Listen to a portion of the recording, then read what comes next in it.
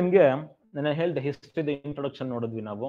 History introduction ನೋಡಾದ್ಮೇಲೆಗಡೆಗೆ first topic ಬರ್ಸಿದೆ ನಿಮ್ಗೆ prehistoric India, prehistoric age ಅಂತ ಹೇಳಿ ಒಂದು ಟಾಪಿಕ್ ಬರ್ಸಿದೆ ನಿಮ್ಗೆ ಅಲ್ವಾ. ಪ್ರೀ ಹಿಸ್ಟಾರಿಕ್ ಏಜ್ ಬಗ್ಗೆ ಪ್ರೀ ಹಿಸ್ಟಾರಿಕ್ ಏಜ್ ಸ್ಟಾರ್ಟ್ ಮಾಡೋದಕ್ಕಿಂತ ಮುಂಚೆ what type of questions has been asked ಅಂತ ನೋಡ್ಕೊಳ್ಳೋದು ಇಂಪಾರ್ಟೆಂಟ್ ಆಗುತ್ತೆ ಪ್ರೀವಿಯಸ್ ಇಯರ್ಸ್ ನಲ್ಲಿ. ನೋಡಿ ಫಸ್ಟ್ ಕ್ವಶನ್ಗೆ ಆನ್ಸರ್ ಮಾಡ್ಬೋದು, ತುಂಬಾ ಸಿಂಪಲ್ ಆಗಿದೆ. ಬಿಂಬಡ್ಕಾ ಕೇವ್ಸ್ ಎಲ್ಲಿ ಬರುತ್ತೆ? ಬಿಂಬಡ್ಕಾ ಭೋಪಾಲನ? ಯಾವ ಸ್ಟೇಟ್ ಅಲ್ಲಿ ಬರುತ್ತೆ? ಹೌದಾ, ರಾಜಸ್ಥಾನ, ನಾರ್ತ್ ಈಸ್ಟ್ ಇಂಡಿಯಾನಾ? ಎಲ್ಲಿ ಬರುತ್ತೆ ಬಿಂಬಡ್ಕಾ? ಬಿಂಬಡ್ಕಾ ಬರೋದು ಭೋಪಾಲ್ ಹತ್ರ, ಭೋಪಾಲ್ ಇರೋದು ಮಧ್ಯಪ್ರದೇಶದಲ್ಲಿ.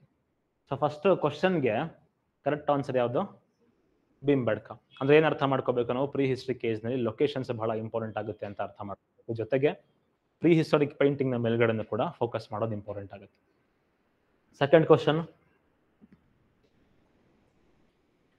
Earliest evidence of agriculture. First time agriculture ನ ಎವಿಡೆನ್ಸ್ ನೋಡೋದಿಲ್ಲಿ ನಾವು. ಅಗ್ರಿಕಲ್ಚರ್ ಇಂದ ಇಂಡಿಯನ್ ಸಬ್ ಕಾಂಟಿನೆಂಟ್ ನಲ್ಲಿ ಫಸ್ಟ್ ಟೈಮ್ ಅಗ್ರಿಕಲ್ಚರ್ ಆಗಿದ್ದು ಎಲ್ಲಿ? ಮೆಹರ್ಗರ್ ಅಂತ ಒಂದು ಜಾಗ ಬರುತ್ತೆ.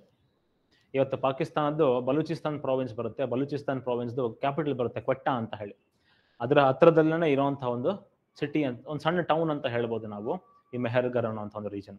ಈ ಮೆಹರ್ಗರ್ ನಲ್ಲಿ 10,000 ವರ್ಷದಿಂದ ಕಂಟಿನ್ಯೂಸ್ ಆಗಿ ಅಗ್ರಿಕಲ್ಚರ್ ಪ್ರಾಕ್ಟೀಸ್ ಮಾಡ್ತಿರೋದನ್ನ ನೋಡ್ಬೋದು. So oldest evidence of agriculture in sub continent. ಅದೇ ತರದ ಕ್ವಶನ್ ಮತ್ತೆ ರಿಪೀಟ್ ಆಗಿರೋದನ್ನ ನಾವು ನೋಡ್ತೀವಿ ಅಲ್ವಾ. ಇಲ್ಲೂ ಕೂಡ ಮೆಹರ್ಗರ್ ಆನ್ಸರ್. ಬಿಂಬಡ್ಕಾ ಕೇವ್ಸ್ ಏನಕ್ಕೆ ಫೇಮಸ್ ಆಗಿದೆ ಅಂತ ಕೇಳಿದ್ರೆ, ಏನಕ್ಕೆ ಅಂದ್ರೆ ರಾಕ್ ಪೇಂಟಿಂಗ್ಸಿಗೋಸ್ಕರ ಫೇಮಸ್ ಆಗಿದೆ ಅಂತ ನಾವು ಹೇಳ್ಬೋದು. ಅಂದ್ರೆ ಲೊಕೇಶನ್ ಮೇಲ್ಗಡೆಗೆ ಇಂಪಾರ್ಟೆಂಟ್ ಆಗುತ್ತೆ, ಅವರ ವೇ ಆಫ್ ಲೈಫ್ ಹೇಗಿತ್ತು ಪ್ರೀ ಹಿಸ್ಟಾರಿಕ್ ಟೈಮ್ಸ್ ಅಂತ ತಿಳ್ಕೊಳ್ಳೋದು ಇಂಪಾರ್ಟೆಂಟ್ ಆಗುತ್ತೆ. ಅದ್ರ ಜೊತೆಗೆ ಪ್ರೀ ಹಿಸ್ಟಾರಿಕ್ ಪೇಂಟಿಂಗ್ಸ್ ಗಳ ಬಗ್ಗೆ ತಿಳ್ಕೊಳ್ಳೋದು ಇಂಪಾರ್ಟೆಂಟ್ ಆಗುತ್ತೆ ಅಂತ ಅರ್ಥ. ಸೊ ಈ ಪಾಯಿಂಟ್ ಆಫ್ ವ್ಯೂ ನಲ್ಲಿ ನಾವು ನೋಡ್ಕೊಳ್ತಾ ಹೋಗೋಣ ಪ್ರೀ ಹಿಸ್ಟಾರಿಕ್.